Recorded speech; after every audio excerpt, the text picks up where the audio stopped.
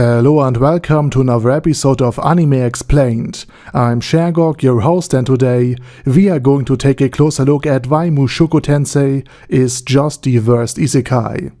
At least for one person in it, Nanahoshi herself. But before we're going to do so, let me quickly thank my Patreons for supporting this channel, as well as say thanks to all users of the YouTube thanks function for making one-time donations. And now with that said, let's get to the topic at hand.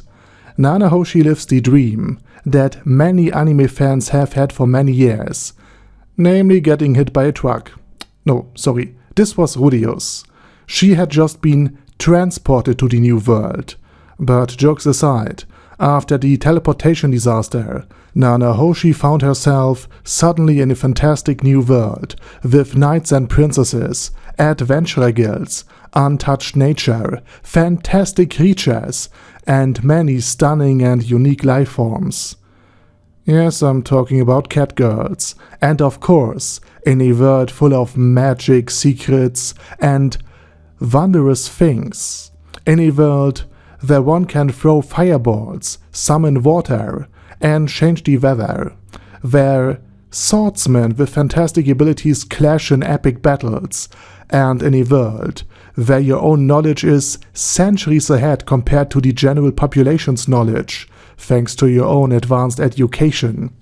Sounds amazing, and it truly is, when you're overpowered. But that's not the case for Nanahoshi.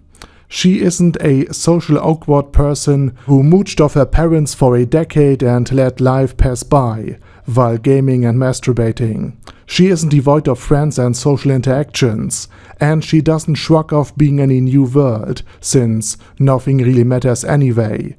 And since she has nothing left to lose, except maybe her virginity, like Rudy did. For her, it's not that simple than it is for rudeus, given that she was reincarnated into this beautiful new world. And most isekai characters, in general, don't miss anything from their old world, except video games. At least until they realize that the new world operates more or less on video game rules. At least usually it does. For socially normal people, or not anime fans, as I shall call them here, this whole situation is primarily one thing: traumatic and extremely dangerous. For Nanahoshi, this whole isekai situation is just a bizarre nightmare that she would do anything to wake up from and get her normal life back. Because unlike almost every other isekai character, she has plenty of good reasons to want out of this medieval fantasy world as soon as possible. Reason number one is that it is a medieval fantasy world, and as a woman, life wasn't exactly ideal in medieval times. Although it should be noted that the world of Mushoku Tensei is much better for women than, let's say, the Roman Empire or the Middle Ages. And this is simply due because women can use magic just like men, and they can be just as strong in combat as men, or beast folk, or even demons. And they even can kill dragons, in a group of 5. However, this is only possible because they have mana. Without mana, one can't easily use a caster's trusty Swiss army knife, also known as a fireball, and without mana, one can achieve superhuman speed, strength, and resilience. Rudy is, and this must be emphasized, despite all of his magic abilities, an absolute glass cannon.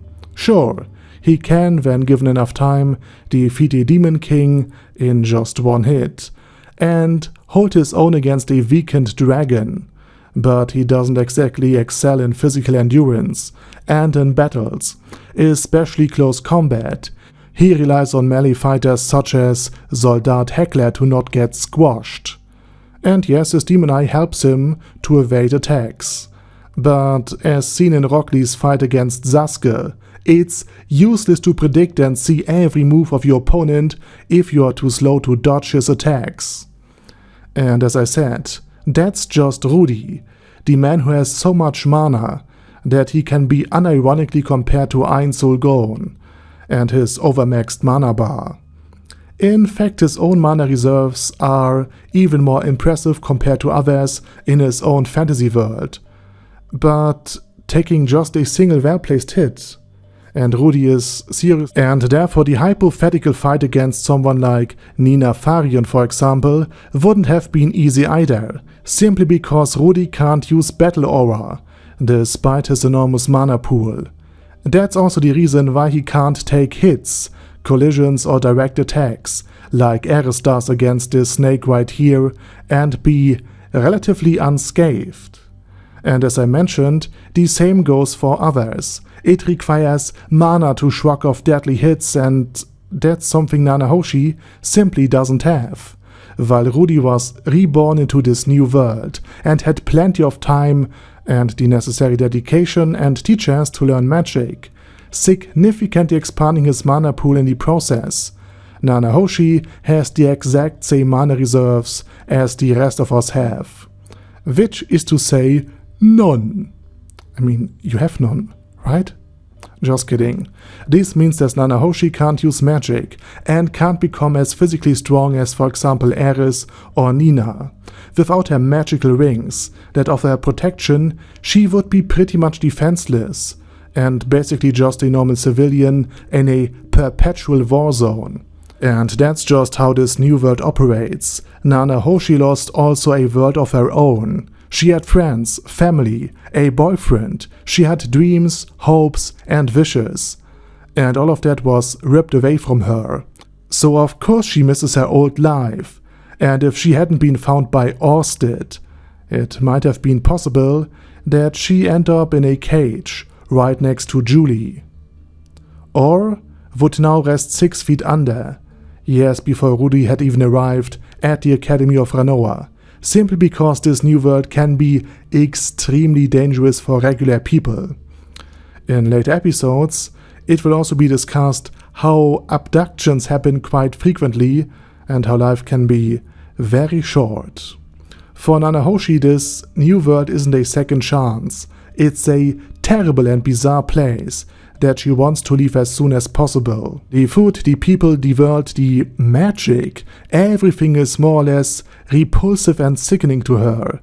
She even expresses to Rudeus how annoying it is that everyone always assumes that just everyone has some sort of mana, only to be surprised by Rudeus' own mana pool.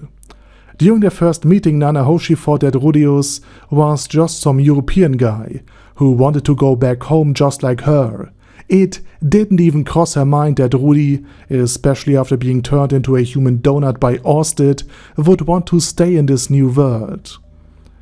And I find it quite brilliant that Mushoku Tensei is essentially the grandfather of the Isekai genre, and I know, things like Digimon or Monster Ranger came much earlier, but I like how this anime shows that not everyone would necessarily be happy or content in a new magical fantasy world, especially if they had no powers and are much weaker than the average individual there. And now it's your turn. Please let me know what you are thinking about my video about the world and about Nanahoshi's outlook on it.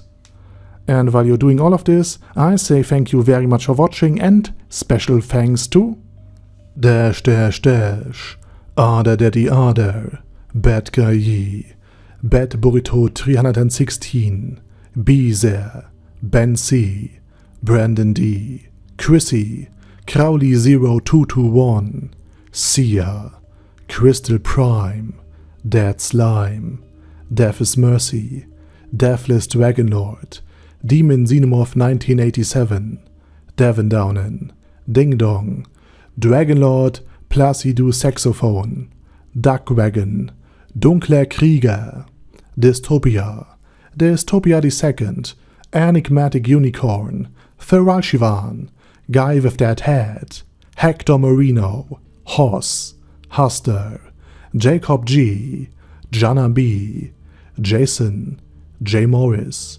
Chromius, Kyle R, Lee K. Long, Legendarius, Lelouch Britannia Wiffy Mustache, Lexus Vox, Lord Nishikian Rai, Lord Touch Me, Loverazor, Merovec, Mr. Shoes, Mr. Tweaker, Michael R, Michael Y, Nope, oh hell no, Normal Toad, Oh Kill, Overlord General Gasper, Paddy Pantum, Personage, Primus 11, Rhinomere, Q&A Caracos P, Shergox's Daddy, Shadow Lightning Wolf, Shrine Keeper, Super Tier Magic Batista Bomb, Supreme Cheese, Staris, Ted, Texas Deer, The Orc Warboss, Rock Ed Smasher, T.E. Wang, Vash Hawkeye, Vegito 27, Venture Fanatic, Wilhelm, Xenukai,